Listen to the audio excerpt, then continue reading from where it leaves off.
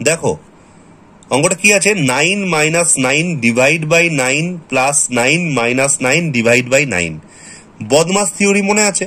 B তে bracket, ও তে অফের গুণ, ডি তে ডিভিশন, এম এ মাল্টিপ্লিকেশন, এ তে অ্যাডিশন, এস এ সাবট্রাকশন।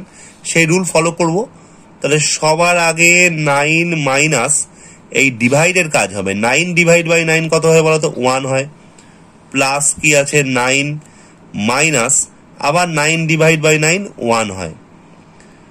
এইবার প্লাসের কাজ আগে করব, তাই জন্য কি করব, এ দেখো 9 আছে, এই প্লাস 9টাকে এর পাশে লিখব, মাইনাস 1 পরে থাক, মাইনাস 1 পরে থাক।